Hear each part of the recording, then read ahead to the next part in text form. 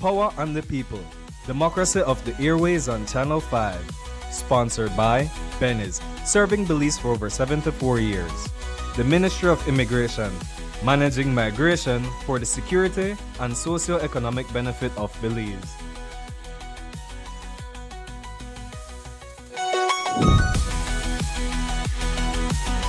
I encourage all Belizeans to vote.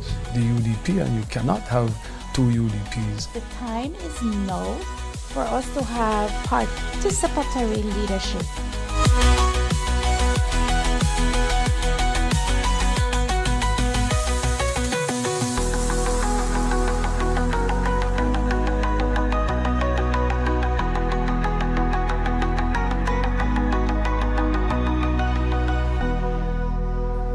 Good evening, Belize, and welcome to Powa Di People. The countdown to Decision 2025 is on. We are less than 24 hours away before the general elections of 2025. Tonight, in our last episode of Powa Di People, we will take a deep dive into campaign trails, manifestos, and key issues that swayed your vote, of course, at the decision polls for tomorrow. Joining me tonight are our contributors, Demi Williams. Good night, and thank you for joining us. Hi, good night. Thanks for having me. And Harold Young. Good night, Harold. April, Demi, hi, Belize. How are we feeling? Temperature check? I think it's a nice warm Yeah? temperature. Like things are heating up outside on the street, so I'm definitely excited to see who gets to the polls early tomorrow morning, what those lines are going to be looking like. Harold? Simmering, trying to take it all in, trying to be observant and in the moment so we can get this done. Well, we're going to be having a special guest, Dr. Dylan Vernon, tonight to help us to go through some of these issues, analyze the political arena going into tomorrow's election day. And so key points that are going to be on the table for tonight's discussion are: which party ran the strongest campaign? Key manifesto promises from both the PUP and the UDP, which policies connected with you, the voter, and memorable campaign moments, what worked, and of course, what backfired. Demi, let's start with you. Which parties are you ran the strongest campaign? I think the incumbent, for sure. I believe the PUP has ran the strongest campaign, mostly because they could focus on the plan that they put forward.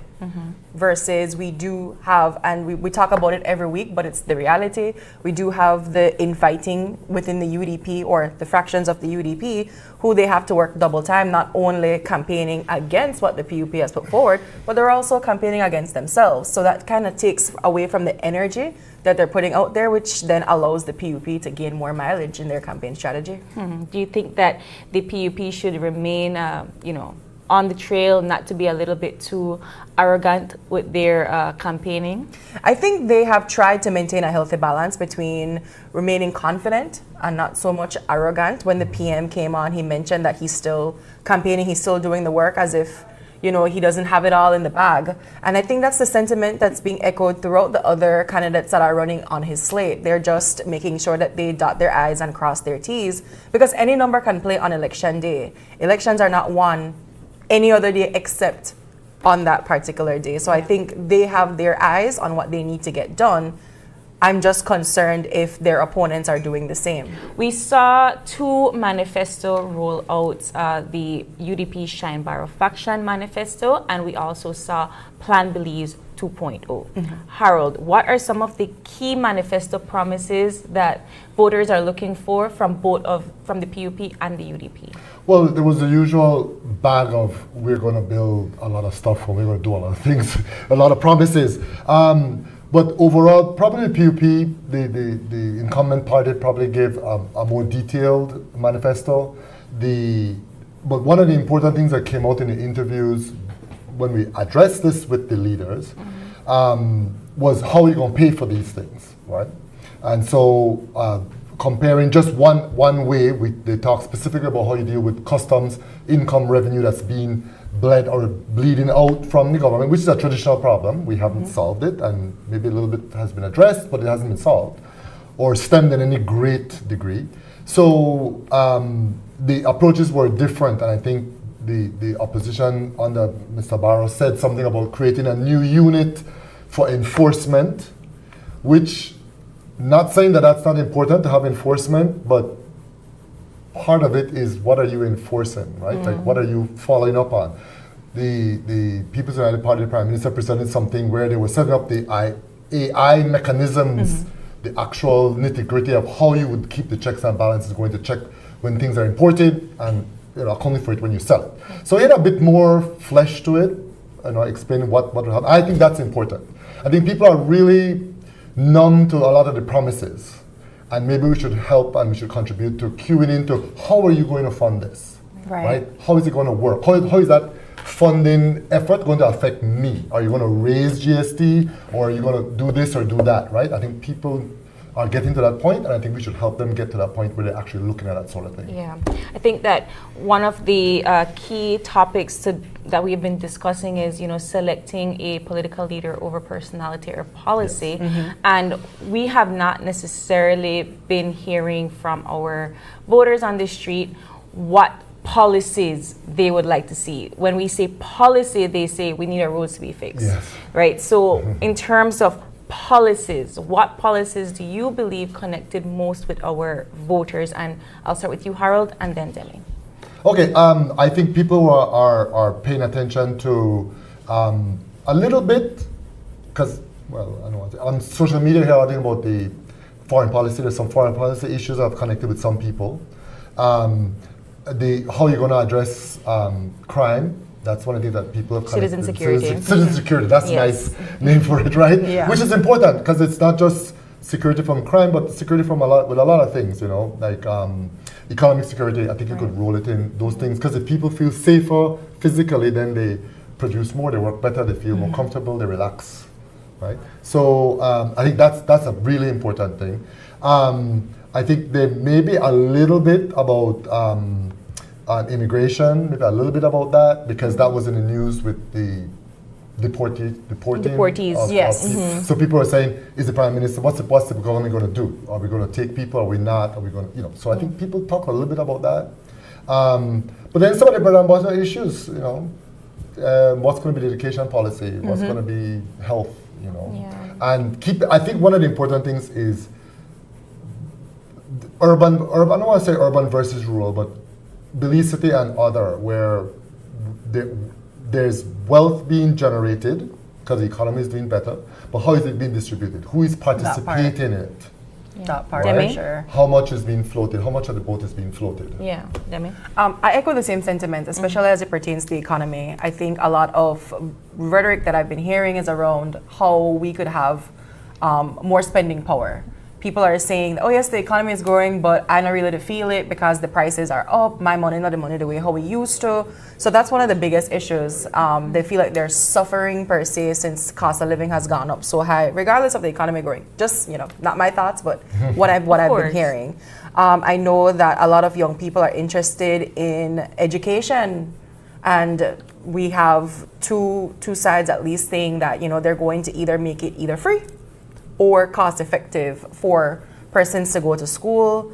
And citizen security is another big one, especially after this past weekend in Belize City specifically, because, and I think this morning on Open Your Eyes, Shine and Tracy, they both touched on it, where we're putting Band-Aids on issues when we need stitches for, in so many words. So I'm very curious to see how that plays out, regardless who wins the elections tomorrow, no? Yeah, I think that we tossed the word inflation out quite a lot without explaining to our people what that actually means, how that actually affects them, and how you are unable to make a country or make a policy for development, not just progress, but development.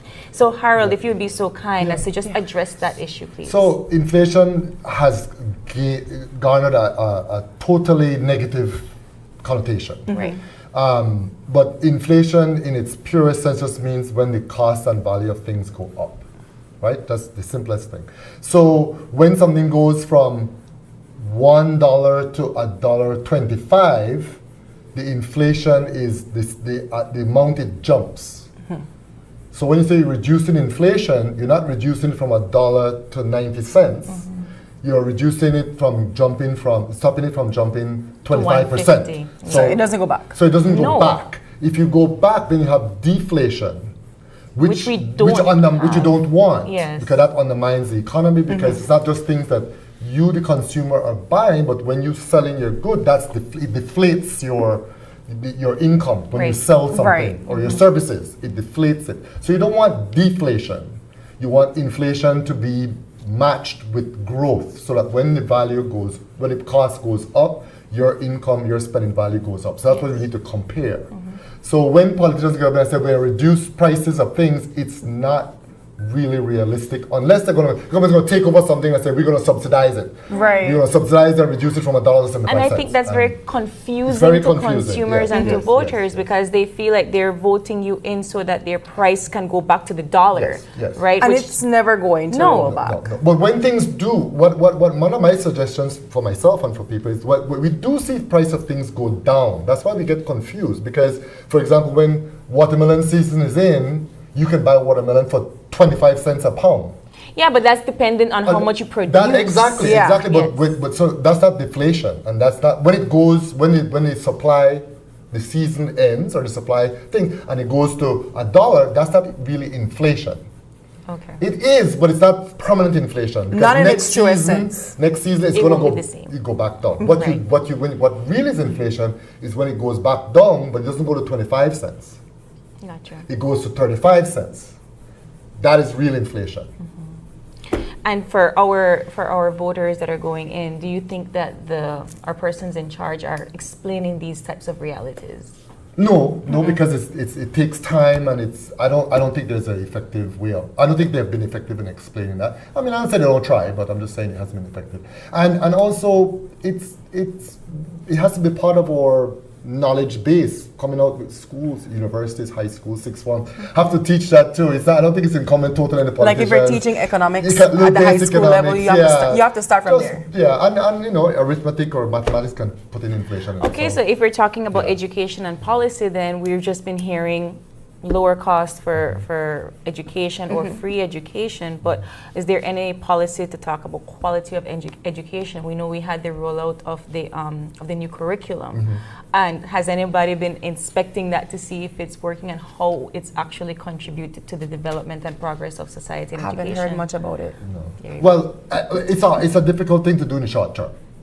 Right, that's really a medium and long-term project to discuss outcomes, because implementation and then effect on the children and the young people as you go along. But one of the things that's catchy is this free education. I remember 25 years ago, somebody's getting on the rostrum on a public meetings, which we don't really have anymore. I wish we would have public meetings. Yeah, we're still having public meetings, right? And the person said, we promise, the party she was speaking for, we promise free education, and people ask, how are you going to pay for it? Well, the answer is simple. Government going to pay for it. With what money? Exactly. So what I say all that to say is, it's easy to say free education, but what we've seen is a more incremental move towards it being free, right? It's been more incremental. And I think this administration has done that too, because they talk about rollout in San Ignacio, Sacred Heart. They have schools that already have free education. So, and I'm for making education accessible to everybody and at the least possible cost. So the incremental way, I think, is, you have to have the revenue replacement. You can't just keep spending. You have to have money coming into. Yeah. Because government is not printing money. It's our money. Right. And another key issue is that factor where we talk about tax dollars and budgets. Everybody says, oh, that street get paid because my tax dollar paid for it. But are we aware of where our tax monies actually go towards? Well, I don't think we do. No, we're not. We're not. And we don't know the breakout. And those aren't the conversations that the politicians are having with the people either. I've seen a lot of the rhetoric being thrown around, and it's very much things that directly affect the electorate that they prefer. They keep it very, very below and above certain thresholds depending on who they're talking to. So, and the reality is some of them are not too sure themselves how that works if we're going to keep it a stack. So important conversations often get missed. And it's up to the society in and of itself to have those conversations with each other. But one easy metric I can share, I mean, the government of Belize, and this is not this particular government, but most of the government, the money that's collected in revenue, 75% of it is encumbered already. In other words, it's for recurring expenditure, salaries, all that sort, paying debt, So 75 done dead, 75 done dead. So they got 25% or To play thereabout To play with. to really allocate to specific. So 75 cents out of every dollar, that's the easy way to think about it. 75 cents out of every dollar is encumbered. So only shilling you have to work So only shilling you have to work with, and then the other part of it is, and then how they not get around it, but how they augment that is by grants and loans. And so that has to be done. That has to be a balance that doesn't make you go into debt to GDP ratios of 130. Because I think it's 80 is the red lights start going off on the economic indicators at 80%. So when you get to 120 or 130, you are like over the cliff, right? You're in bad shape. So why don't have these conversations? Yeah. So that's what I think. Indeed. That's the reason. That's the reason for borrowing. I mean, or getting grants and getting aid and trying to coordinate things and bring private and public partnerships together is to make up for the fact that 75% or around that. You're trying to amount, offset the difference. Trying to offset the difference and have development at the same time. Now, not easy, I don't want to say it's easy, but one simple way to understand how they could cut this is to fire people from government. Reduce the government workforce. Which is, and But Prime you Minister also- said that's the easiest thing to do. but it's also the most painful thing You to do. can't do it. You already are out of human resource stock as it is. Right. No, I'm just saying that Yeah. the IMF comes in and says reduce your load from your Government. your expenditures on salaries. Right. So reduce that, cut it by 25%. And we had an example where Prime Minister Esquivel did that. That was And very. we saw was a what dark happened, time. Those were right? the dark Very ages. critical. And, Yes. but His I don't era. attribute any ill will or meanness to Prime Minister Esquivel. So No. Prime Minister Esquivel, I'm He saying felt like he had to do it. responded to the pressure and the economic things, right? And then the other thing that people don't also, that 75% is also paying pensions, Yep. Okay. right? And when somebody retires at 55, that's this day and age. People will live another 20, 25, 30 years. So that, and when And they that's a die, it goes to lifetime the commitment. wife. Yeah. If they have a widow or widower, that goes to that person. And so you're talking about the government has this encumbered, any government that goes in is encumbered with this. Okay. And so they have to work with the 25 cents and what else they can. Shilling not together. go far. Shilling not go far. So We and already. it's not an yeah. excuse. It's a reality. Belize is not the only one that's like that. This is not Absolutely. specific to Belize. It's just, we're talking about Belize. Exactly. And I think just to wrap up on reviewing our campaign trail for this particular segment in terms of what has been most memorable to our voters and to our contributors, what worked, what backfired, what are some of the more memorable campaign, not just manifestos, but the overall trail and strategies that some of our political standard bearers have been doing? We want the negative or the positive first? You know what? Let's go negative. Let's go negative. And then go Well, positive. the big negative is the nasty words and issues between the two factions of, or how you look at it, the two parts of the UDP. Okay. That's been, I think voters looked at it, took a very dim view of it overall. We do know that there's 30%, roughly, 35% of people who will vote for the UDP in this case, regardless, would have regardless, and then another 35% are voting for PUP, if the horse dead, they'll still vote for the horse, right? Yes. But then the edges have gotten a little frayed, so there's more people kind of like looking and, and I don't think that helped. That was a negative thing. Running ads against each other, I mean, you're Yeah. running ads against, some people, so I've had questions like, to use a specific example, will candidate Lee Mark beat Shine? And I'm like, I don't think that's really the question. The question is, will either of them beat Mr. Ellis? Right. Yeah. Because they are fighting against each other, But right? also the other bigger question is, are they running to dethrone each other, or are they actually running because they care about the constituents? It feels like they're running to dethrone each other. Yeah, it does come because across like even that. this morning on Open Your Eyes, when Shine was asked about his competitors in his area, he was talking directly about Lee Mark. Yes. Very yes, true. yes, And he yes. said, in so many words, that Mr. Ellis was not a factor to him. So it really shows you how things are breaking down in Mesopotamia and where his focus is, where he is leaning into his, well, I'm assuming this is what he's doing, leaning into his UDP supporters to make sure that he's not, they don't have to confirm if they're UDP, clearly they are, but making sure that they're his UDPs. Yeah.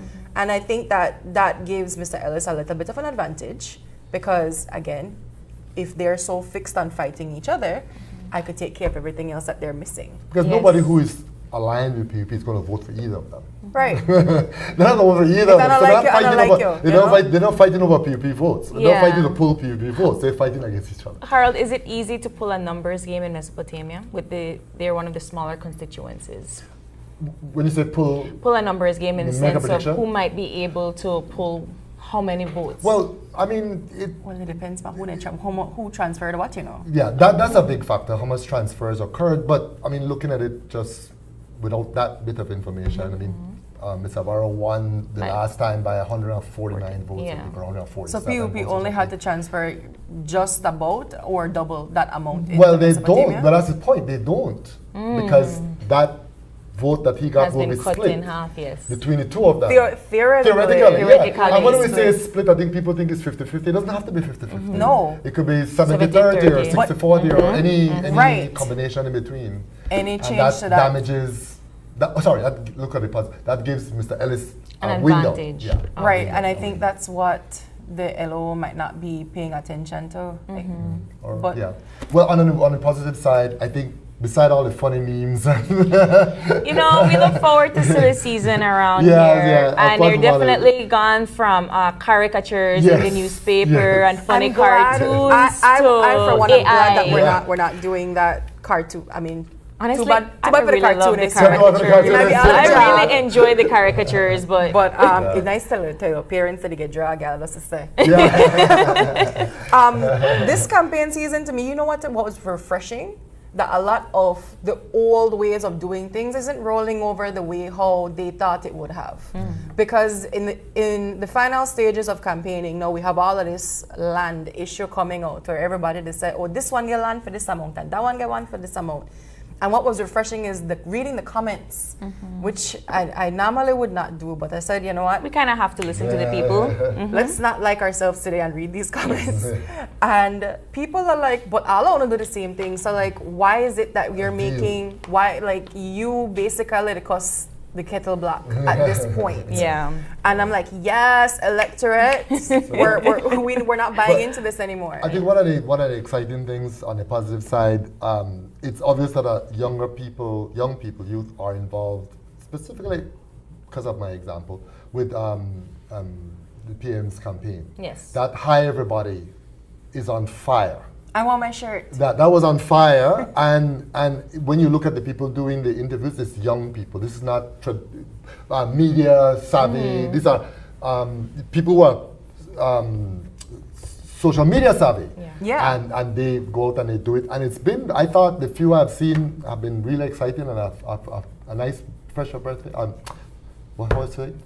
Breath of fresh air. I It's the have to participation agree. and the brightness of it and the liveliness of it. Indeed. Absolutely. Coming up next, we are going to dive into the elections expectations and the big picture analysis. We'll be joined by Dr. Dylan Vernon right after this.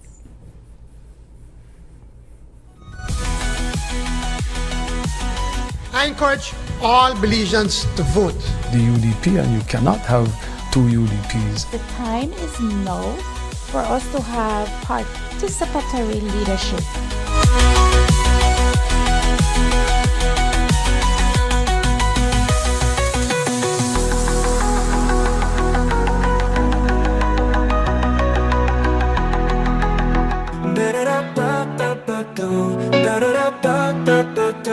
Come the banquet, find your way. Engines roar at the break of day. Volvo outboard surf the waves. Castrol oil is what they crave. Live with power, feel the sound. Heavy machines shake the ground. Riding Honda, feeling proud. Rev it up and shout aloud. Feel the wind against your skin. Stars so wide, let's begin. At banquet where dreams ignite. Gear up, the let's take flight. Kohler's power runs our towns. JCB lifts heavy pounds. Find the tools to build your dreams. Benquip's got the best machines. Grip the wheel and never slip. Feel the rush, it's time to trip. Every brand you know and love. Benquip fits you like a glove. Feel the wind against your skins. Now so why, let's begin. At Benquip where dreams ignite. Gear up, let's take flight. Benquip, equipment, parts, service. We represent quality. March 12th, it's game time. Will it be a showout or a blowout? This is the election you can't afford to miss. We're live all day. Real-time results, expert breakdowns, on-the-ground reports. Every vote, every move, every moment. Stay locked in, stay informed, and don't miss a second of history in the making. Follow the action, follow the updates, follow us.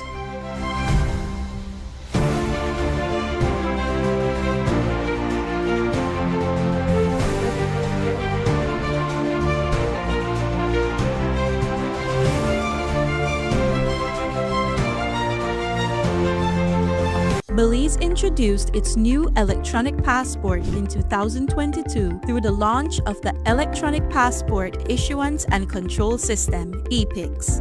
The e-passport includes an electronic chip that safeguards the holder's personal information and photograph. It also features a verification mechanism compatible with biometric systems such as smart gates at international borders. The passport's design reflects national pride, showcasing Belizean landmarks and symbols. It incorporates 26 modern security elements to prevent fraud and corruption. The introduction of the e-passport aims to enhance security, improve processing efficiency, and reduce application backlogs, benefiting Belizeans both domestically and abroad. The Ministry of Immigration, strengthening national sovereignty, security, and socio-economic development.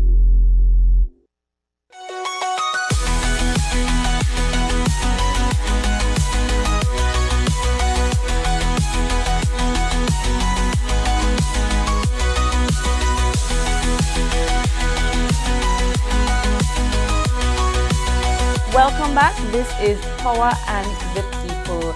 Now let's take a step back and analyze the big picture. What have we learned from this election cycle? Joining us for discussion is the political analyst, Dr. Dylan Vernon, who brings extensive experiences on Belize's electoral system. Good night, Mr. Vernon. Good evening. And thank you so much for joining us. You have been known to be analyzing politics in Belize for almost all of your career. You've had several books that have allocated to what we can expect, what we haven't really been looking at here in Belize in our political system. What is different about this election compared to all the other ones that you've analyzed? Well, you have enough notes. You have 20 minutes. I do. A more interesting question is almost what is the same. Okay. And I think that sometimes we ignore that. But what is the same is, one, we are having another free and fair election. Great. Electoral rights. We have a situation where we still have some of the negatives, though, that are we're carrying over into this election. Voter bribery, no redistricting, etc., etc. So, but what is different is clearly the UDP division. That is the biggest wild card, the biggest factor. They've been trying to run away from that. Yes, I don't know if they're trying to run away from it as much as they can't deal with it. But and that has resulted in a situation where we have some historical things. One is 4 divisions will have no UDP candidates, candidates. 2 have already been decided, and we have a ballot for the first time that has colors that are the same for UDP representatives or candidates. Or for any party. Now, how that will play out, I think, is the biggest factor in this election. That is, the PUP will win. I mean, I'm making that prediction. But by how much? I will tell you. We'll talk about that, yeah. We'll get there. But the fact that this election, the more, I mean, I heard you talking before, level of excitement. For me, the excitement is very low. It is one of the lowest I've felt about any election. And that has to do with the mess that the UDP is in particular, but also I think it has to do with the fact that both parties, and this has to do with, I suppose, the UDP division, no party has had a substantive policy debate. That is very true. They're debating themselves. One puts up something and nobody. Yeah, I think that in terms of debate for this particular year, we've only had the Belize Rural South. Yes, Belize Rural South. Belize Rural South. Sand Creek. Not even that kind of debate. Not that kind of debate, just between them. It's even to see, okay, this is our vision for Belize going forward, as opposed to the little promises here and there. What is, and having a choice between them. The UDP was unable to do that to any extent to me, and so there's an imbalance. That is why I think the PUP didn't bother to put out a comprehensive manifesto. Slides. Because it's expensive, and why do it if the other side doesn't have anything going for it? But they had an app. They had an app. They went high tech. They went high tech, indeed. But in terms of turnout expectations, voter enthusiasm, now that we've laid this foundation in terms of what we can expect for this election, do you think persons are actually going to go to the polls to vote? Well, in the context of trends, I think Dr. Young had mentioned in one of the earlier shows that since independence, in fact, 84 election, we have an average of 76% turnout, more or less. And the highest was in 1998 at 90%. The lowest was in 1993 at 71%. The last election was 81.9%. Very close, I am predicting boldly that the turnout will decrease by at least 3.6%. I'm saying decrease from what? From the average or from the low? See, this the is low. the quantitative political science. From the average or from the low? It will decrease. I think it's going to be in the low to mid 70s at the most. One, because obvious technical factor. There's 700 plus voters who will not be voting. Right. From Fort George and Pickstock. So right away, the numbers decrease. And 7,000. Huh?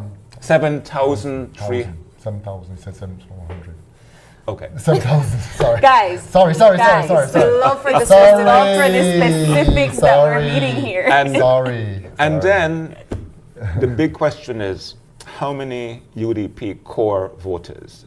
Harold said 30%. I think it's even less than that for both sides. Now I think it's at 20%. And the swing is in the middle with the independents. But I think that the UDP voters, the question is how many of them will come out? I know for a fact, just talking to people, that some won't come out. A poll was done by Dr. Philip Castillo in Dangriga over the past few days. And one of the bigger findings to me was that 3% of the UDP core supporters said they will not come out. Oh, wow. So voter turnout, I think, would be less. And also, too, if you look at the statistics since 1994, after every big win, that is, like happened in 2020, 1998, 2008, there is a decrease in voter turnout. And then it picks up again whenever there's a big swing election. In fact, the biggest turnouts are usually around big swing elections. And that was the case since, for example, 1998. That was a swing election, and then in 2020 was another swing. Dr. Vernon, so we've kind of talked about some of the negatives and some of the positives. So why is this election important? We've had pivotal and important elections in the past. I mean, we could name a few, like the first elections in 1954, first adult suffrage, that was like our maiden run, right? So that's important. Before our time. Before your time. Doesn't matter, it gives us context. 63 was after Hattie and then before self-government. So that's also pivotal. 79, independence, mandate to the PUP, go ahead, push for independence. And then I think 84 was a pivotal one because it's the first time that the People's United Party lost a national election. Yes. So you had that that huge swing. So is there anything specific importance about this particular elections? No. No. Okay. No. Or pivotal? I don't think so. I think it's basically going to be a continuation of the same. I think all elections are important. No, I'm not talking about that. I think that if you're talking about something that makes this stands out, I mean, the UDP division is a part of it, but that's what I think will be remembered for. But the election most likely is a referendum on the PUP and how they're doing. And I think that the UDP's division will be what people in the future after the elections look. I mean, what are you going to look for on election night? I think it's going to be basically how many seats the UDP can win, and not if the PUP will win. I mean, right. Could we maybe say that this election is going to be that report card with the UDPs to see which fraction resonated more with the core UDP electorate? Could we then say that that's what we could look forward to? I think there will be some analysis that can be done indeed, based upon the results. And I know we're going to get into that a bit more. But my sense is that at the level of turnout in the particular divisions, that there could be a factor where, because, say, for example, in Mesopotamia, there's the leader of the opposition, Shine Barrow, and Lee Mok Chan for the UDP. Could there be a factor in some where actually the voter turnout increases because they're both appealing to the UDPs and they're both trying to show that they have the upper hand? That could be a small factor in terms of the turnout in particular constituencies, but I don't think that's going to be across the board. Well, let's get the comment back into a bit more into the wheelhouse of political science per se, right? I mean, and the word science there is actually what a lot of us don't do. Because we can't, because we don't have the polling, we don't have the quantitative data, and we can only give opinions for the most part. And as also, please remember, right? Not our viewers are not political. No. I wasn't going to ask anything that theoretical. I was going to say, but what does this particular election say about? Let me put it that way. There's a lot of complaints about political parties. We hate UDP, PUDP, blah blah blah blah. This one into this, that one into that. But what is this election revealing about party politics in Belize and about voters? Well, for me, it is revealing that we have an electoral system that is in deep need of reform. Yes. It is. It is from the fact that we have won so many transfer voters that were going to be voting in this election, which we need to nip in the bud. I heard someone say that the reason there's a holiday tomorrow is because it will take all these transfer voters a lot of time to move around. No, we've heard it, and we were having that conversation, I believe, last week, where I said, but isn't it the duty of the business owner, of the person that is employed to vote? Isn't it against the law that somebody deprives somebody from going to vote? Yeah, it is. And we have done elections quite fine without holidays, except for the one in 2020 when COVID was the argument. For this one, I think it's, maybe we should actually just make a decision constitutionally and say it's a holiday. I'm not against it. I'm not against it in principle. The business sector. The business sector is going to complain. We just had a conversation at BCCI the last other day. week, and they were complaining about it. But sometimes use Sunday. Yeah. Other than and the church opposes that, like that in 2020. Yeah. The other thing, of course, that is the same and that is concerning is my pet project, my pet peeve, voter trading, handout politics, that happens all the year round, but increases in a campaign and magnifies an Independence Day. And while no politician will come up and say, when you ask them, that it happens because it's illegal, of course, we all know that it happens, and we all know that it's going to happen tomorrow in major ways. You shouldn't have a bus load from Corozal voting in Toledo, is what you're trying to say. No, right? he's talking about the immediate transaction. And in the book I wrote, I outlined how it works. I won't go into all that, except to say that I think it's getting worse. It is. And in this election, in all elections in Belize recently, who can basically put out most money in this campaign and on election day will have an advantage. Doesn't mean you'll win, you'll have an advantage. Clearly the PUP has that advantage. And again, it's one of the reasons why I think big, huge majority is going I'm trying to figure out, because it's not something we've touched, but you've touched it in your blog, Timecom, in terms of the turnout for independent candidacies. It's the first time that we have a major political party running against an independent only. I believe in Toledo East and Dangriga and Corozal Bay. Yes. Right? And how do we see voters aligning themselves? I think Corozal Bay has one. I think there is one of the UDP. There's one UDP. One of the UDP. From Tracy's faction. Yes, thank you. I stand corrected. But in any case, we've never seen this happen before. Do you think that this would maybe sway voters to vote for policy instead of people? No. No? I love the bluntness of it. Yeah. We need that. We need that. I think that those two instances you mentioned, the independent candidates will get a bigger percentage than they usually do.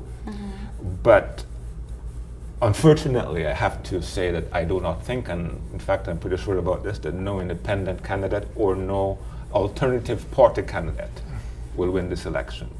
Win any constituency. The highest has been 2.8%, I think, in 2003, 2008 actually. And again, it's one of those things where our system is set up. I mean, another sort of electoral reform we need. Or set up where it's first past the post, winners takes all, who has the biggest clientist machine. And in that scenario, alternative parties have very little chance. And it's not that they have none, but very little chance. And I have to piggyback on that and say, women in politics is also something that has not improved. In the last House, we had 4 women. In this election, we have 9 women candidates running for one of the major parties. And so I think we will end up with a small, maybe, I don't know how many. I mean, the PUP has 4 candidates. So but they all win, the max is 4. The max is 4. Yeah. Demi, do you think that this is also a blatant tokenism? Absolutely. And I felt that way about women in politics recently and youth in politics. I feel like if I'm a woman running in politics, then the mandates that I'm putting forward should also reflect the needs of women. Right. If I'm a young person running, then I should also maybe have that mandate of how to have youth reformation and social programs and all that great stuff. And I'm not seeing it. But when we've already said that we don't vote for policy, then right, how do you... Hold on. I get that. However, this is the era of buzzwords. We've been hearing a lot of it. You're not even trying at that point to even say, well, let me kind of sprinkle a little confetti of what I should be saying, because that's the platform that I should be running on now. Especially what I'm seeing in Corozal, it's like we're still playing the game of the patriarchy, that old political game. And if we're going to have these diversity or inclusivity candidates coming in, then I expect to see a little bit of that diversity in how they campaign. But Dr. Brown, let me ask you, would you consider, I mean, I know what I would say if you asked me this question, but yes, there are not enough women represented or being elected. But I'm not sure I want to call Honorable Doris Barros a token. She has worked really hard. Okay. I didn't use that word. Okay. Right? No. I said, but how do you? No. I asked about. So the ones that are there, the ones who are participating, and those who have been successful, what's your take on that? Well, it shows that if there were more women, they would be being candidates. Then there would be 50-50. It could almost be 50-50. Yeah. But it comes from a history of male dominance in politics. It comes from the fact that the political parties, and I think this is where the key solution could be, do not themselves recruit enough women, do not have a policy internally. Okay, we will have in this next election at least going forward 25% women for this election, and then by so-and-so we'll have 50% candidates who are all women. The political parties themselves don't do it. But I also think you're saying quotas. I'm not saying you're quotas. I would say that part of it has to come from the parties themselves, because I'll give you some specific examples, two specific examples.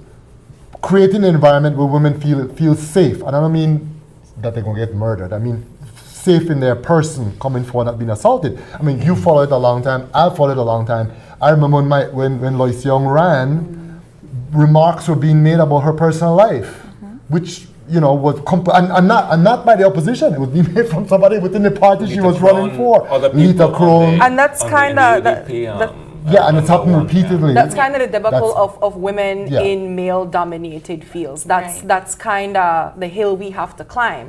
Which is why I'm always heartbroken when I see women fighting other women, regardless of what side of the aisle that they sit on. And I hate hate is a strong word, I strongly dislike. I strongly dislike when they allow that machismo energy to take over, which is like what happened in Albert, what's happening in Corozal Bay. I'm like, girls, especially when chill. Women are doing most of the campaigning. Thank you. Traditionally. More women vote. More women vote. More women are in the public service in terms of key positions in the NGO community, and key in public positions, sector. I mean private sector. in the tertiary institutions, and it's not a matter of capacity in any way. It's a matter of a system that is made this way that has to change. And I think, unlike Harold, that we need to take some action. People might call it affirmative action.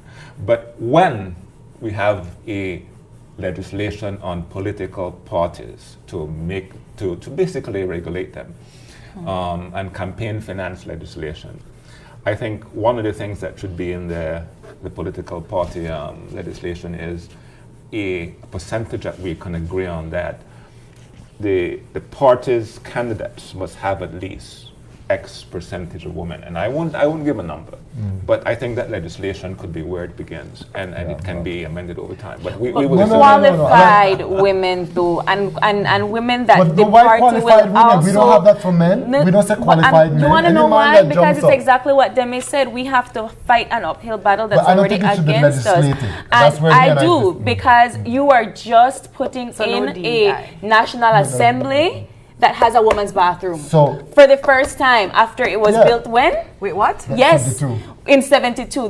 The National Assembly building did not have a bathroom for women. But that goes more to what I was saying about the environment. It kind of just tells you exactly of the foundations that we laid. So yes, I 100% believe in that. Not to argue, not to quarrel with Dr. Ronan, because not to argue, because we've talked about this many times before.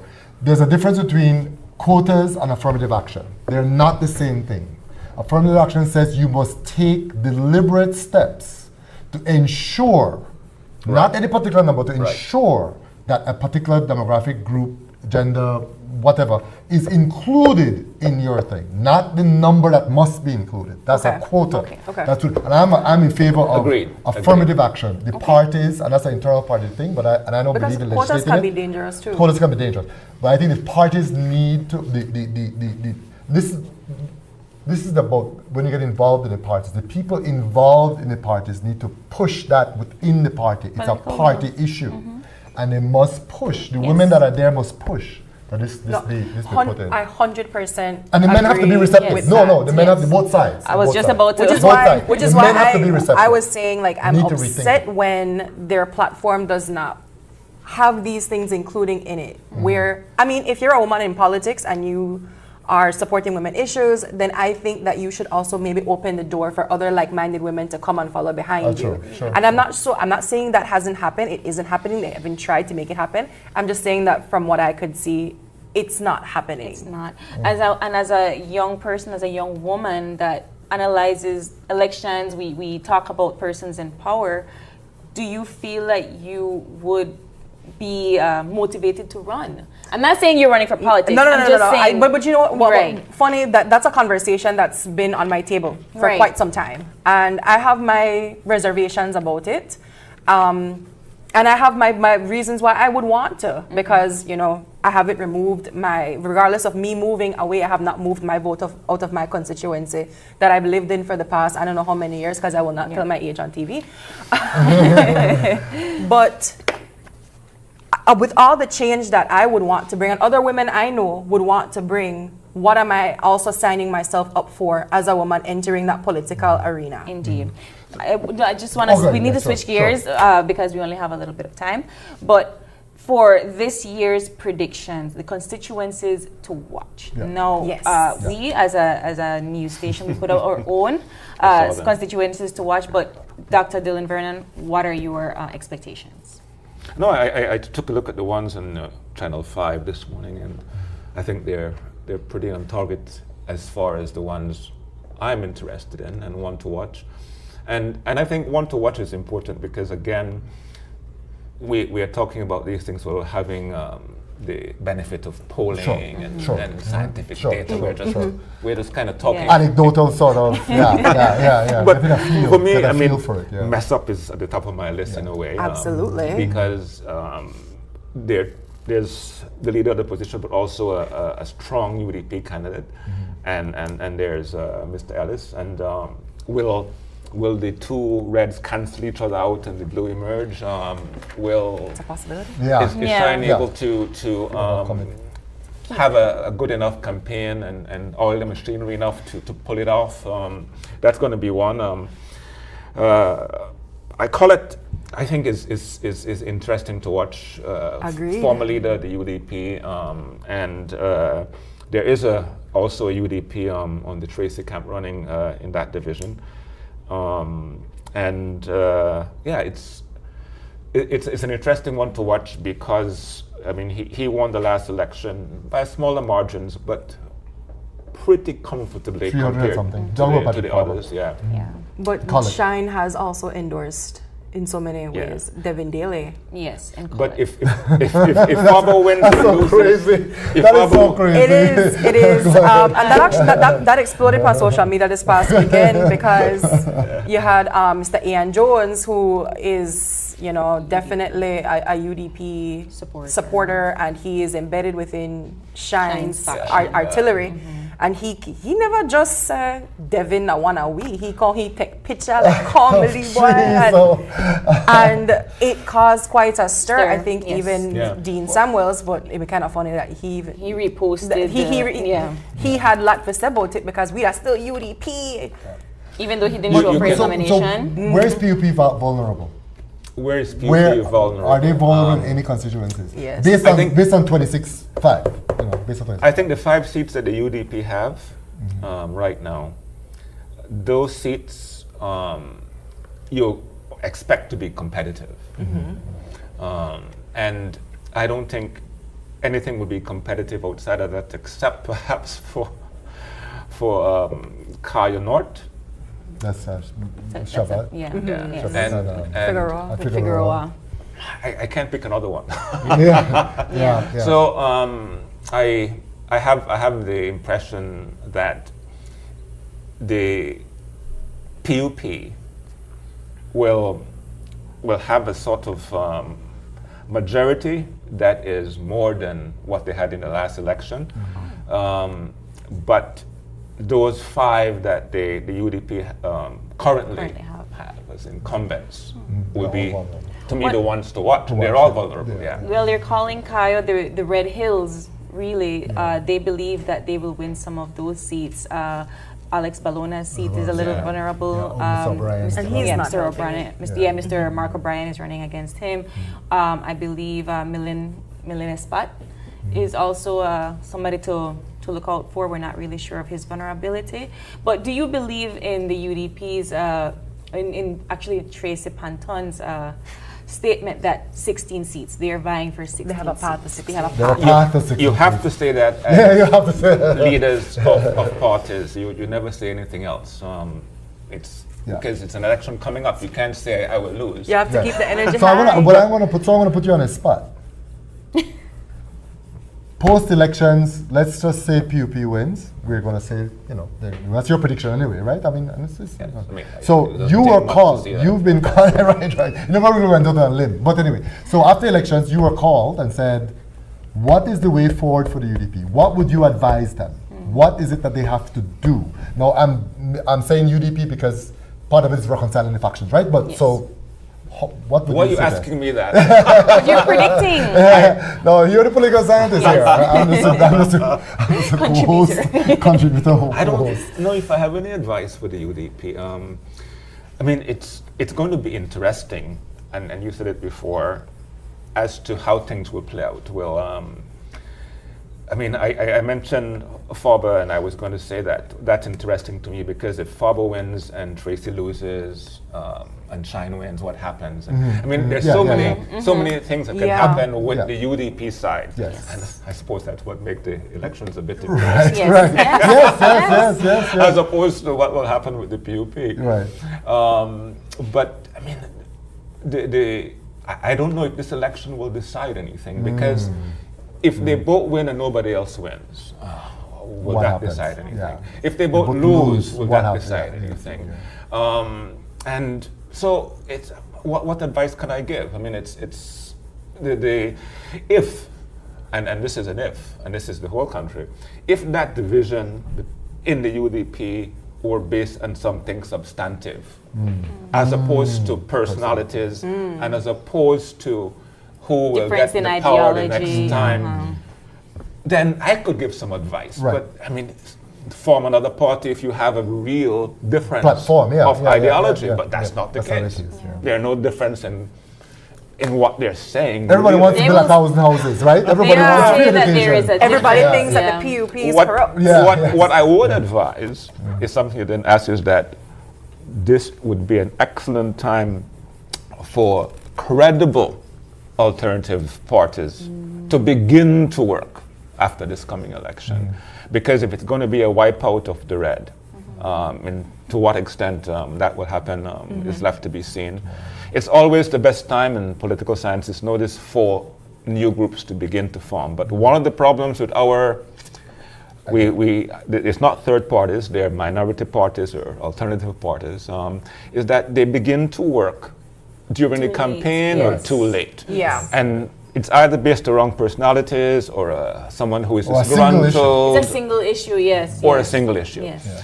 And while that is important for our democracy, the fact that we have this first past the post system, they will not be successful. And they will not be able to afford the handout politics that is one of the key factors in who wins and what swings voters. So that again goes back to what you said. You and I support you. We've talked about this repeatedly.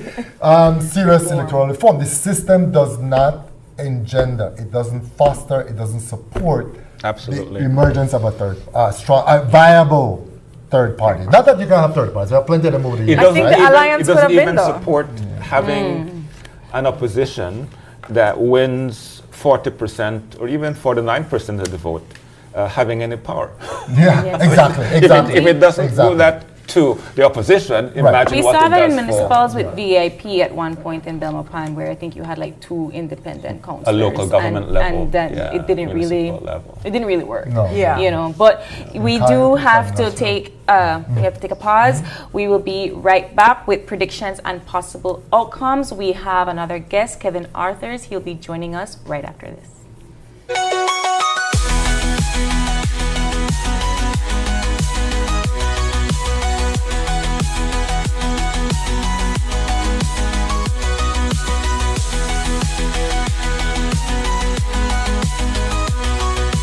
The Ministry Ministry of Immigration is making its services accessible to all Belizeans, wherever they are, even in the diaspora, with partners such as the International Organization for Migration, UNICEF, the Vital Statistics Unit, and the Social Security Board. Services include on-site passport applications, renewal of permanent resident cards, and replacement of nationality certificates, among others. Coming from Corazon, San Lucas, Orosha, Dolores, and Machakila, these people have a very hard time going out there because transportation is one of the biggest things. I am a single mom, and I feel like if I come here, it will be more easier for me.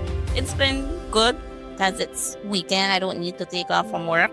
It's very convenient for me not going to Bumapang. We are working to ensure that no one is left behind, no matter where they call home. The Ministry of Immigration, strengthening national sovereignty, security, and socio-economic development.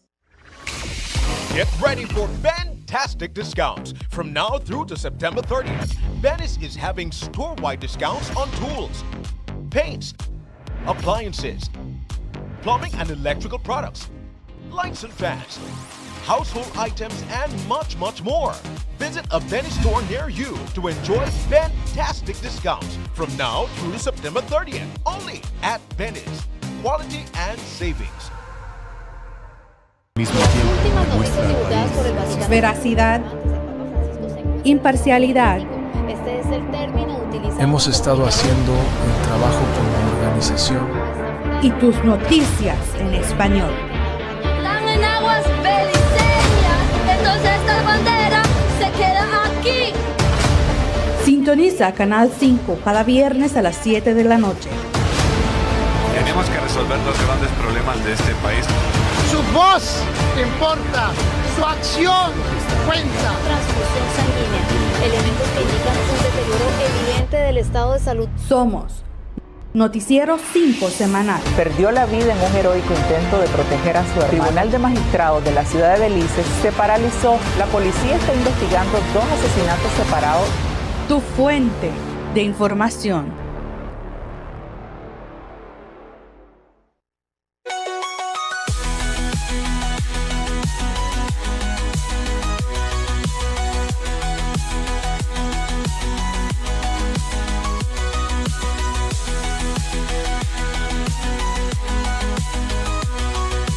Welcome back to Powa Di People. We have been joined by Kevin Arthurs. Good evening, Kevin. Thank you so much for being here today. This is the first time we have a full complement. Oh, wow. Okay. I never complimented you the last time. A full complement of contributors. Oh, yes. Lord. The gang is on. No. Thank you so much for joining us tonight. As always, your contribution is valuable to our conversation. We have been spending the last few weeks, as you know, breaking down the issues, analyzing the candidates, and now it all comes down to the voters and what we can predict for tomorrow's general election. We had Dylan Vernon on the set earlier. He gave us his predictions on what we can expect tomorrow based on how he has been analyzing the political arena over the past few months. What is your take?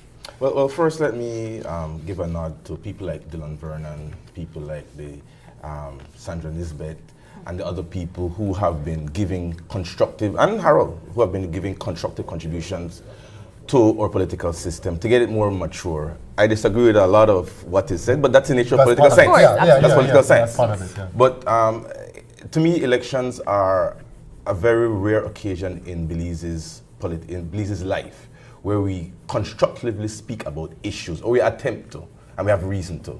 And so I celebrate elections, and as someone who has had the benefit of academically looking at it, I encourage everyone to be excited. There is no other excitement bigger than this, than getting married or Christmas. And so let's enjoy this next few, couple hours. In terms of the overall outlook, I don't believe that there are any surprises coming. You know, as you guys spoke about, the landscape is almost set, in my opinion. When I say set in terms of political expectation, there can be some surprises. I believe that the entire question as to whether or not Kayo will remain the Red Hills, we'll return back to the Red Hills, or we're going to have blue skies. Yeah. Could be red skills and blue skies. But for sure, definitely, some of the most contentious seats are there in Cayo. I think, and I really have a personal issue with the ongoings in, I believe, Central. Yes. I think that there are other things at play at Central, and I don't think Mr. Balona knows what's coming at him. His opponent is in Fatan O'Brien.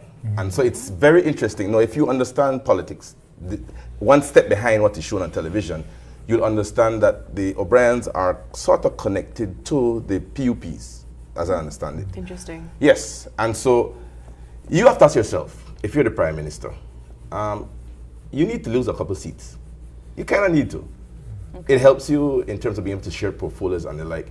And the question for me in Cayo Central, because I was questioning, why is it that things that happened in 2019 are coming up? Why is it that we're having all of these issues? Why Mr. Balona is taking such a packing? Yeah. And you have to ask yourself, if I were about to take over back that seat, if I were a popular, well-placed PUP family in Cayo and I wanted to take back that seat, I had to make sure Mr. Balona loses. Because it gives me the opportunity to take it back after he loses. Are you alluding that he might be a sacrifice? I think that he's going up against a lot more than meets his eye, and he doesn't have a team to be able to let him fight it. Okay. But I'm seeing it. And since PUP doesn't have factions, all organizations have factions. It's the nature of the not beast. to our naked eye, at least. The other thing for me, Harold and Demi, is the issue as to how will these endorsed prodigal UDPs fare off? How will your Wilma Hare fare off? How will your Elvia Vega fare off? And how will Cyril Urowe? That is huge, because this talk about we need third parties, I just listened to Mr. Oh this morning say, it is not the time. He was on another talk show this morning. He said, I left because they're not viable. This to me is the best test tube to consider what will happen when you have a third party candidate. Because you really have a third party candidate, remember, against a established political party. Now, when I look at the numbers, particularly, for me the most interesting one is Corozal, but let me go at the least interesting one. Okay. So we're going to go from the bottom to the top. You have to build some drama. Let's do build it. some drama. Okay, Knuckles, let's do it. For me, in Toledo East, the battle between Osmond Martinez and Wilma Hare. To me, Wilma Hare is the best example of a lot of social media and media attention, but not necessarily any sort of political substance. And let's look at the numbers. Interesting. His numbers are interesting. They have actually dwindled. Yeah. Everyone knows who he is, but other people are going to vote for him. Well, I'm not going to stick at the numbers, but I'm safe. But look at tradition, he's run before. So he's run in Toledo East a total of 3 times that I've come, right? Yes. The first time he ran, and each time his numbers diminished.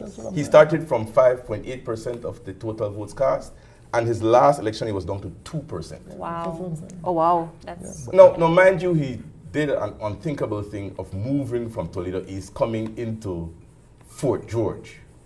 Yeah, I recall that. That's like out of the pot into the fire. Yeah. Not smart. But the by-election, he had a jump of 4.3%. Does that mean that he's becoming a little bit more popular? I don't necessarily think so, but it did show in an election where there was mass PUP flexing, because the by-election was all 31 candidates for the PUP coming down and saying, we're going to deliver. Everybody focus. He still managed to get one of his highest percentages of voters to vote for him. I think what is interesting about this particular constituency as well is that even though Will Mejia is, he has a lot on social media, he's a friend in PG, he has a television station, he is a friend to PG in a sense. He's very influential. He's very influential in that community, exactly. I think that what is, I want to say, inspiring is that he keeps running. Even with all of these different losses, he keeps running, and it's commendable. So is Mr. Because Torres. yes, Mr. Torres as well. Because I remember clearly in the Belmopan area when we had VIP, after their complete loss, after their we never heard back from them again. They never resurfaced. So it is commendable. Don't they have a court case? That is, but they're not going in as VIP. That's a Belize peace movement, I believe. So what is commendable about Will is this particular will to continue running, right? Do you think that sways with voters, his continuous motivation to keep running? Absolutely not. I think one of the reasons Will moved from Toledo East to Fort George was because he's probably more like outside of Toledo East than he is, because familiarity breeds contempt. I mean, people know, your neighbors know what your issues are, and I think that he made a swing, because for some people run for ego. They like to see themselves and hear themselves. Some people are frustrated, but they don't have the substance. And then some people, it's a business. That's true. So you have to ask yourself, you know, I mean, there are certain people, I look at Mr. Grijalva. I hope this is the last time we see him. Mr. Namul? Mr. Pereira? No, Mr. Pereira has been in this for a long time. Do you know that he is actually the father of Steve Pereira, who is called frequently in the UDP, and the shadow minister? I don't know if you have shadow ministers who's not running, but the shadow minister for health that had his one presentation and then left. So Mr. Pereira does have some credibility in terms of he's been around. He might not be viable, but his interest and his long-standingness is there. Let's move into Dangriga. Dangriga. I heard another political pundit say that the death nail for Mr. Uraway is, in fact, his presentation in a debate that happened down south. I heard that happened. Or did not happen where he did show up, but his long-winded... I think he walked out. Yes, the speech that he gave may have done more harm than good in the court of public opinion. I could not more so disagree. We often disagree. Yes, unless we do.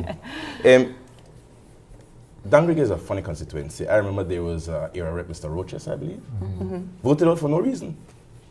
No reason. He had done nothing wrong. He had no scandal. No scandal, no nothing. And Brigalesians just decided, you know what? Next. Politics in Belize are not necessarily about substance and issues. It's more about voting out. How dissatisfied are your voters with you? And I think the numbers that Cyril will get are a reflection of how disappointed the people are with Dr. Zabadi. I don't think that number is sufficient to give a victory. Are they disappointed severely with Dr. Zab? Because, okay, so while that debate was happening, a couple media houses were covering it, and I read the comments because that's what I do. I'm a social media girly. And there was a lot, and it could be where he just had a lot of his supporters in the comments, but just reading what the feedback was, there are a lot of persons who vote in Dangriga who resonate with the work that he's been doing. Absolutely. So I would say, just based off of, like, again, court of public opinion, he could sit comfortable on election day knowing that he's going to get that seat back. So the question is not whether or not they're disappointed completely, Dr. Zab, but if you want to measure how disappointed they are, use the number of votes that Cyril gets. Absolutely. Yes. And I think in Dangriga's case, with that PUP candidate, I think it's not necessarily disappointment in Dr. Zabane as a person, but the unit that he represents. I think that would be a measuring stick to look at. You know, this election is so exciting because it raises so many questions. I have a friend who says, you know, he was so angry that the UDP is taking in general elections and turning it into a convention elections for the UDP. He felt, he's annoyed. Because that's kind of what's happening too. It's exactly what's happening. That's why you have a candidate in Port Layola who's literally putting that on the ballot. Yeah.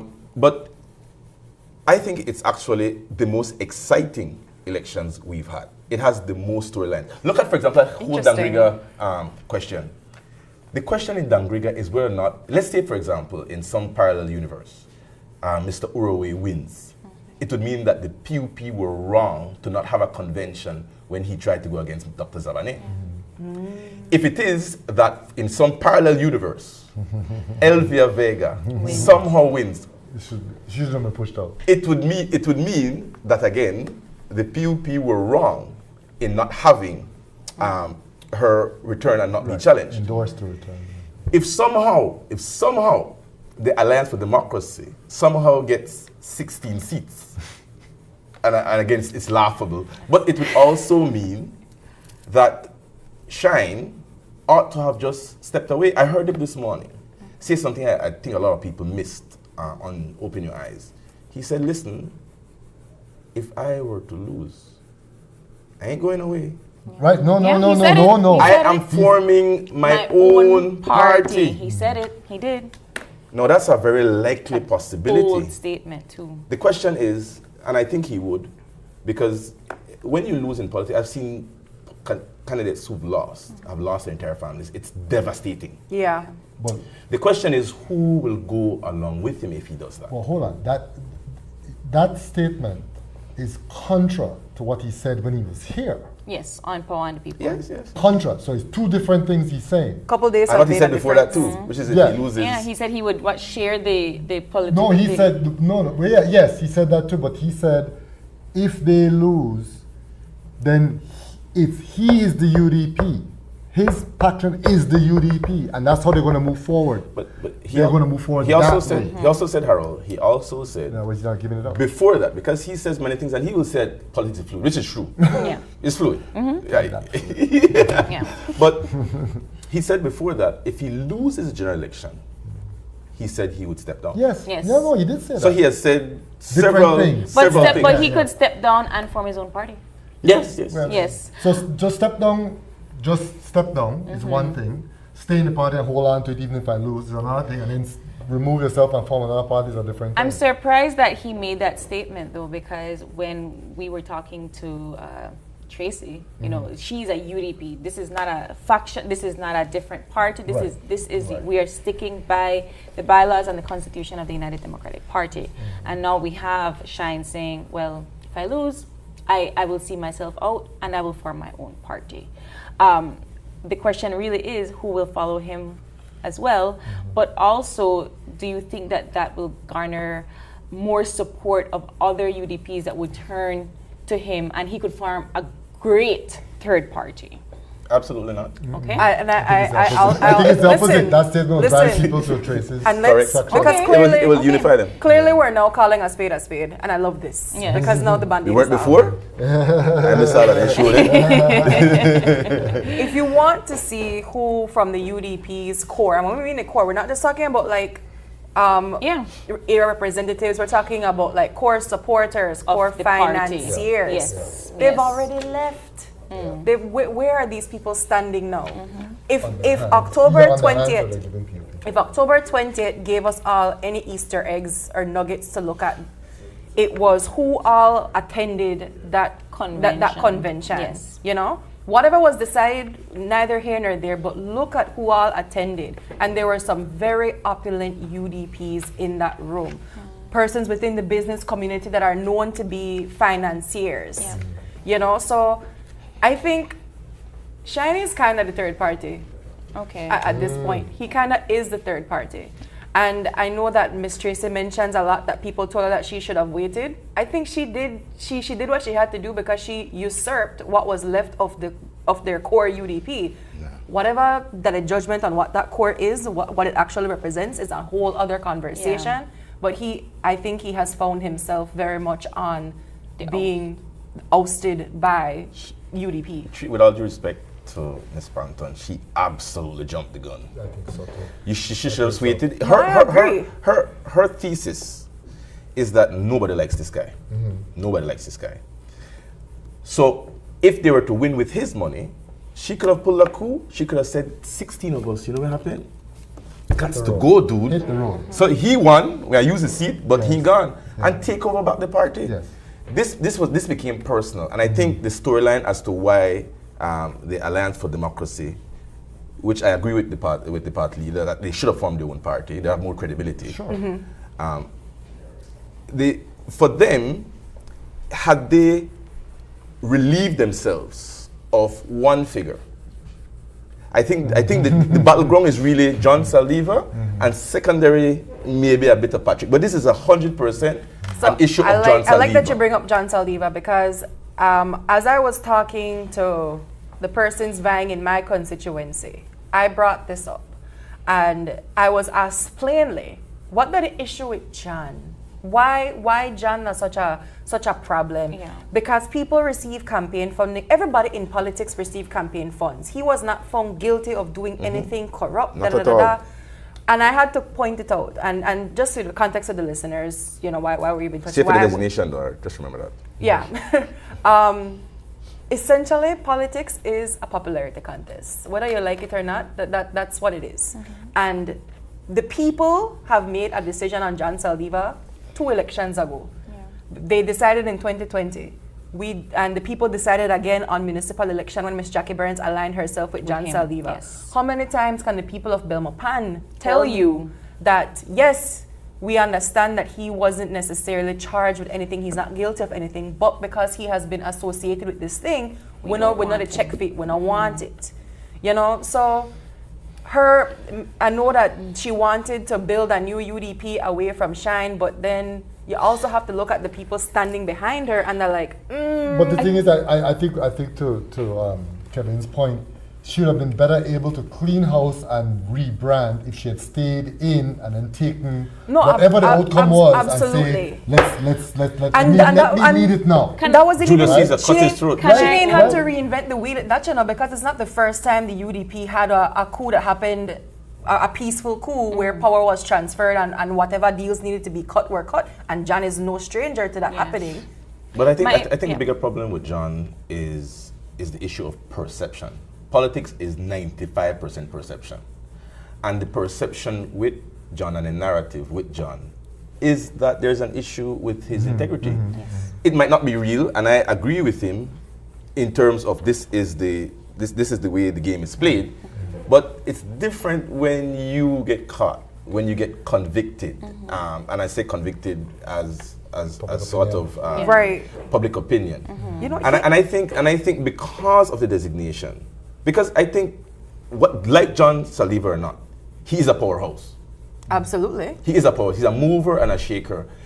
You know, one of the questions that we were dappling with earlier and discussing is one of the standouts in this election cycle. And for me, one of the huge standouts in this election cycle was the return of Lee Mark Chan in Mesopotamia. I somehow credit that to John Saldivar. John Saldivar's approach to this, in my opinion, I have never spoken to him, but I'm just guessing, hopefully an intelligent guess, is that he realized that at some point in time they came to the table and say, let's heal. But for you to heal, you got to get rid of Demi. And we decided as a collective, no, we're going in this together. If you get rid of Demi, you got no show. And they were unable to resolve it. And then it became an issue of, okay, well, I'm going to send somebody at you. Then it became an issue of, we're going to send somebody credible. For you to pull the quality of candidate, and I don't want to be tongue-in-cheek, because I think Lee Mark Chan gets a little bit more benefit than he really should get. You're talking about somebody who has been... He's influential. No, he's been a political nomad. Yes. He's been... Yes. Freetown, Caribbean shores. I would call he flips over to... I was trying to be kind and nice, and nobody... I said influential, and I'm sorry. That's a nicer word. Let's not mince words because we don't want the viewers to grab this out. And he has money. But here is my question. But the point I wanted to make, to land the point, is, again, I'm surmising. I believe that Shine had a different strategy and did not believe that it would come to where it came. And how do I know that? Look at the quality of candidates that he selected. No disrespect to no one there. Right. But these candidates with social justice as their platform. Well, that's one way to look at them. That's one way to look at them. I'm just saying. But my theory is that his guess, because I'm sure he's being advised by someone, his father has not shown his face for him at all. Which is a bit, his uncle, I heard, in certain areas might be campaigning against him. His aunt doesn't support him at all. But my point was that I believe that he selected candidates that he could, when they resolve the issue, which I think he was positively thinking he could tell them, you know what, Mr. Almendares, you know what, Mr. Rivers, you know what, Mr. O, bye. Thank you. And they would have walked into the night, they would have made a lot of noise. Nobody would have cared. Yeah. But it didn't pawn out. Right. Yeah, so this is my question, right? Because I've Like been wanting to ask all of you this, and the answer might be simple, but if you are as influential as you say, both factions, right? If you are as influential as you say, if you have the support of your community, you are loved by your community, people want you. You're not looking at your policy, we've discussed this, right? They want you. Why are you hanging on to UDP? What is UDP? Why not form another party? Yeah, why are you hanging on to this that is no longer what Philip Golson and his persons had put in place so many years ago? Why are you holding on to this? So I agree with Demi. The question is, in a very nice intellectual way, what is the political capital in the institution of the UDP? I think it's an all-time low. I actually think that it was a good time for the Alliance for Democracy to say, you know what, we're pulling out. Because they do have the more substantive candidates. They do, yes. And after they had won, the UDP as an institution would have said, not only do we have the popular vote, not only do we have the substantive vote, but now we have a desperate situation where UDPs for the first time will actually come in third in certain constituencies. The actual, because let me say this. I believe legally, Mr. Barrow Shine is right. Yes. He is the UDP. I support that. 100%. I agree with you. I told Ms. Panton when she was here, I was very disappointed in their approach. Let me tell you why. In Grenada, there was the Grenadian Revolution. Yes. Maurice Bishop decided, you know what, we run every time and this is not the work. So you know what, take this constitution, tear this up. They started a revolutionary government, recognizing that the government and institution they had was not working. That is what the Alliance for Democracy is saying, you know. Yeah. This whole hand-me-down from Dean Barrow, all of these issues that we're having, the sun being there, it is not what the UDP is. We need a new... What they did was to move away from that revolution and try to get back to institutionalized mainstream. And to me, it hurt them. Instead of going forward. Instead of going forward as a revolutionary party, bravely. So let me ask you, talking about tomorrow and what the possible outcomes could be and how possible outcomes, how the possible. What effect you think as a voter when they know, they hear them, have even actually, experienced it, where somebody from one side from Shine is suggesting that you vote for not the other part of the UDP, but the opposition, the PUP, and that started really early with Tracy Panton and Kaya in Albert. It started really early when he was telling them vote for Kaya, right? I thought it started with the Lee Mark press conference. So that's interesting. No. I was already hearing on the ground that he was already. But formally, we're talking about last year. Okay. We're talking started last year after her convention, with her meaning Kaya, that he was suggesting that you vote for her. But your substantive question so is what overall, impact? what impact do you think that has on people's voting when you have him? That is an example of it. But it's happened, like you mentioned, Devin Daly. Yes. Right. Not Shine himself, but somebody from his party, from his camp. Hugging up with So what kind of and also telling to support independent candidates. Like, okay, we don't have no candidate, but Shine has said himself that he supports Elvia Vega. And also Cyril and so like he's like throwing things out, right? Yeah. So I need to say generally that Mr. Barrow has a credibility issue. And for UDP's credibility is extremely important. I think the average UDP is saying that they have sent a message to him which he has not received. And if he looks objectively at his handling of his term as leader of opposition, as party leader, it has been a colossal failure. It has been a colossal failure. Candidates not showing up, him having to support third parties. Mr. Esquivel, I think his own father is there like, face palming. To be a fly on the wall. Yes.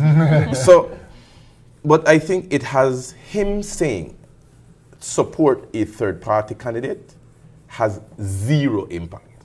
Zero. Okay. Zero. Because it's in your opinion, his credibility has already been questioned. It doesn't translate. I mean, the first thing. So the endorsement, no mean nothing. You're Does saying. Does it mean when he says vote for the PUP candidate? Does it translate then? It worse doesn't translate because you're insulting diehard UDPs. You're insulting that 30%.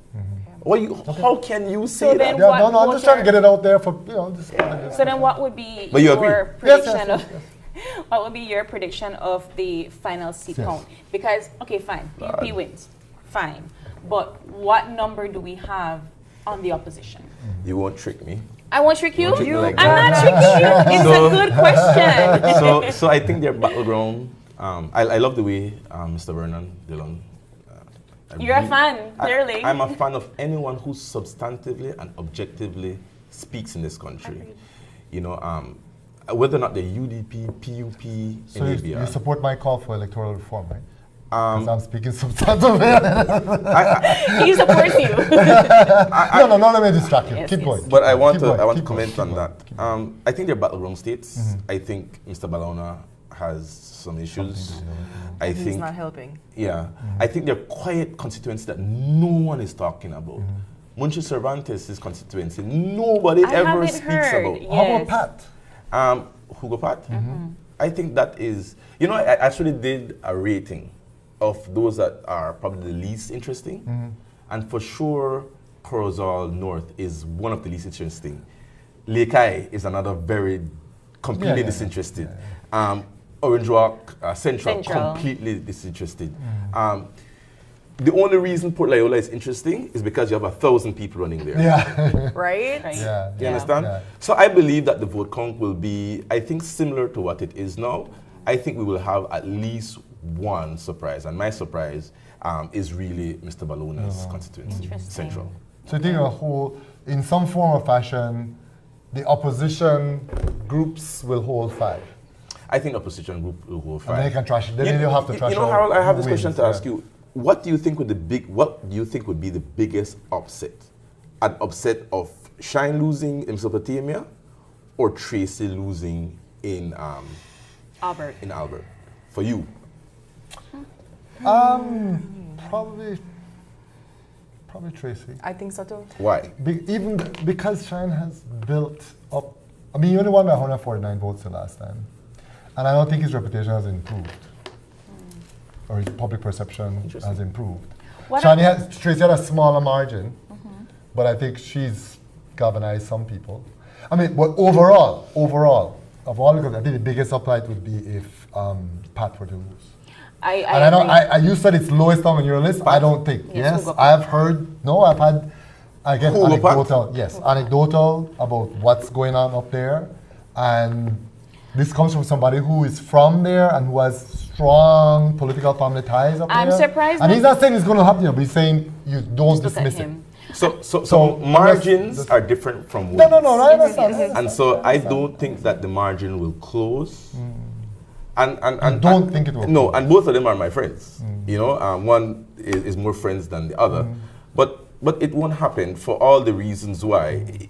We talk about vote farming, where certain constituencies actually provide votes in other areas. And that, unfortunately, is one. It is empty. It was empty. Yeah. I heard that part too. Yeah. So that, because, for example, I was hanging out in Collett on Friday night, where there were a lot of young people at this place, and they cornered me and were saying that there's a possibility that somebody who won 60% of the vote in last elections in Patrick Farber is in trouble. I dismissed it, of course, because to me, politically, I don't see the numbers moving. I think it's possible too. We have gone completely You want to make some bets, Harold? Guys, we have, yes, make a bet and then we have but we've gone completely over time. I would like for you all each to give your final thoughts on tomorrow's turnout, whether that be voter turnout, whether that be candidacy, seating. Let's hear your thoughts. Harold, I will start with you. Just a general call for people to go out and vote. Yes. I mean, just fundamentally, I want people to go out and vote.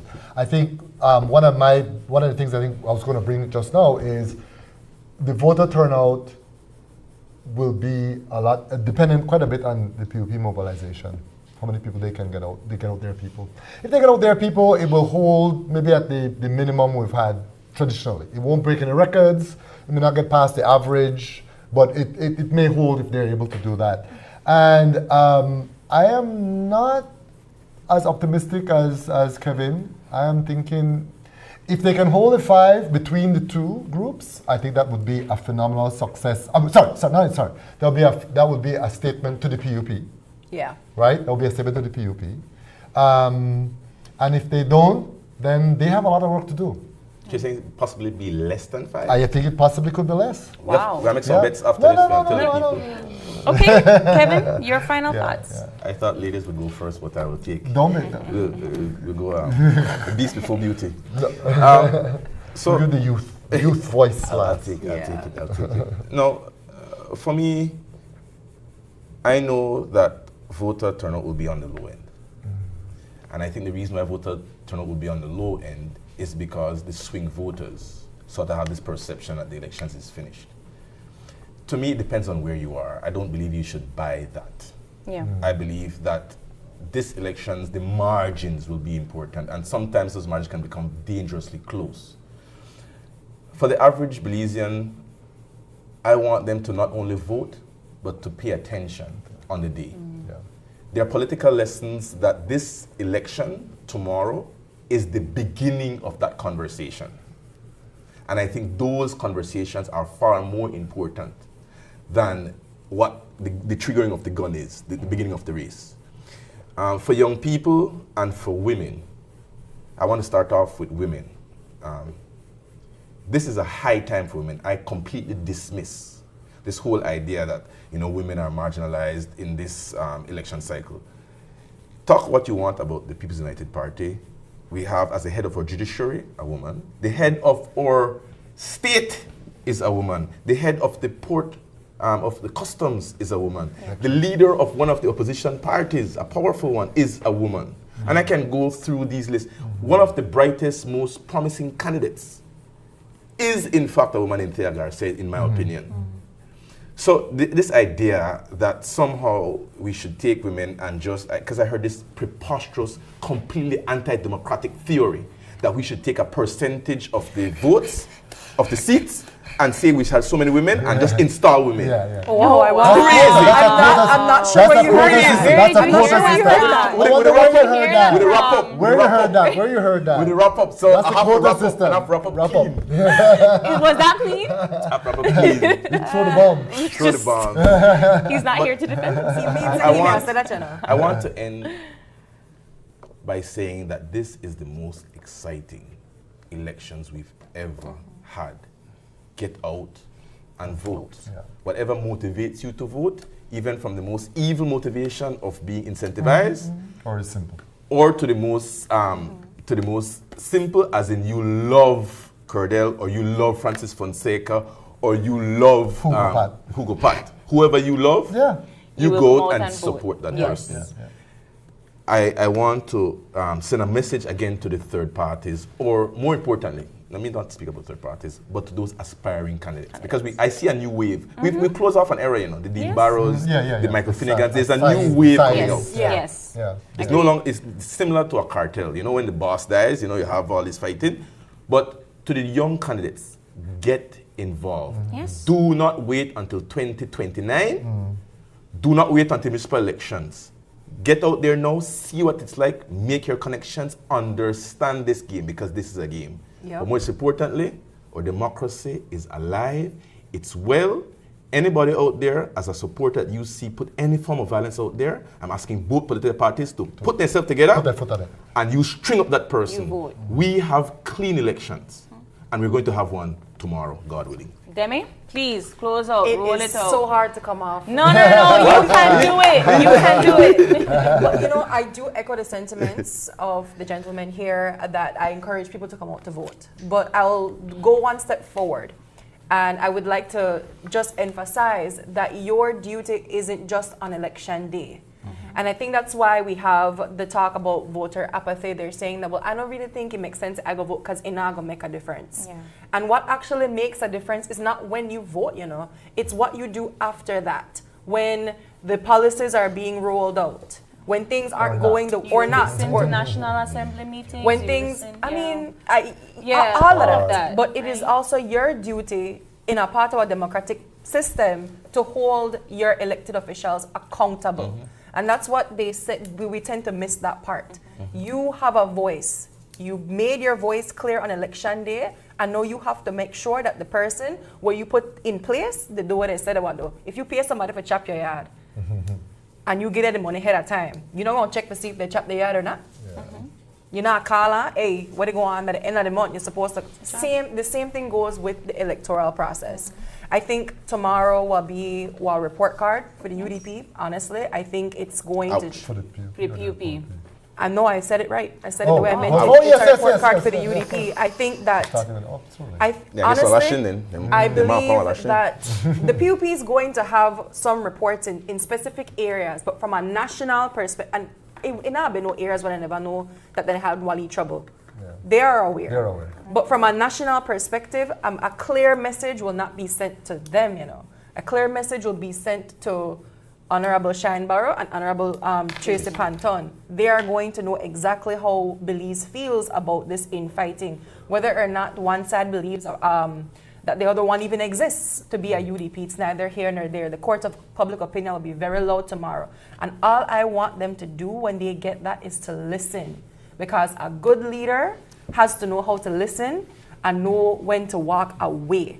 And I think that there are persons on both sides of the river there who can't seem to tell the difference to know when to say when. Give it to President. Harold, one more. Yeah, no, so two things. One is we welcome it. We have observers, international election observers coming in.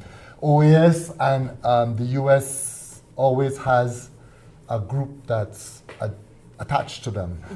So that's welcomed. Yes. We have never Belize has never shied away from that. And I think that's a good thing. And then the other thing, I want to give a shout out to two groups. I want to give a shout out to the Elections and Boundaries Commission and the overall managing of the elections. I am just on one specific issue, I am in favor of the decision made about the color thing. I know that could be controversial. I don't think they should have waded in and made a choice. No. I don't think they should have waded in and made a choice. I think the voters, I have confidence that the voters will go in there and not be confused. We do it in village council elections. Yes. We can do it. Yes. We could. I have all confidence in voters. Whether there might be a few people, yes, but overall, I don't think it's a thing. And another group I want to say, and this is just totally selfish at my point. I want to the Election and Boundaries department that keeps track of the data. Data is really important. I want to compliment what they've done, encourage them to improve, clean up, expand the database, and SIB. SIB? Yeah, SIB. Data is very important. It helps us present to the public the checks and balances and the indicators of whether the government is doing what it's supposed to do. Right. Is poverty going down? Is there more access to education? Anecdotally, we can talk, but when you get some of the statistics, it gives you something to talk about. I also, just to chime in shortly here, sorry. Please look at definitions of how we are categorizing these statements. Unemployment. How are we Inflation. measuring that? Yes. How are we defining unemployment in Belize? Inflation. How are we measuring that? How are we defining that in Belize? Poverty. How are we measuring and defining that in Belize? And yes, while we have these statistics, it's important for you to look at the devil in the details. Yeah. Because while you might see unemployment here and somebody doesn't have a job, those are two different definitions. So absolutely. not just look at the statistics and the numbers, but read the content in those statistics. And it's incumbent upon those who are nerdy like me, and like Kevin, and like you, and Dara, to do it and make it palatable, make it Indeed. approachable. Absolutely. Can I say this? Approachable. Because tomorrow we're going to. You need to understand. Tomorrow we're going to be doing election coverage. I think there are far more Belizeans like you, like Demi. I know as smart as you know, but there are lots of Belizeans who appreciate going through the numbers. Belizeans not stupid, you know. No, that's what I'm saying. And so there's this belief that we have to dumb things down. All right, we have to wrap things up. Guys, we have gone completely over time. Thank you all so much for contributing to our final episode of Powa and the People. For the past few weeks, we have had passionate debates. We have dissected the differences in political leaders, issues that matters to Belizeans. But tomorrow, the power shifts to you, the people. So no matter who you support, your vote is your voice. Make it count. And the future of Belize is in your hands. Tomorrow we will be starting our election coverage of Decision 2025 here on Channel 5 as of 6 a.m. So tune in right here. Thank you for joining us on Powa and the People. This may be our final episode for now. You never know. Thank you so much and have a good night.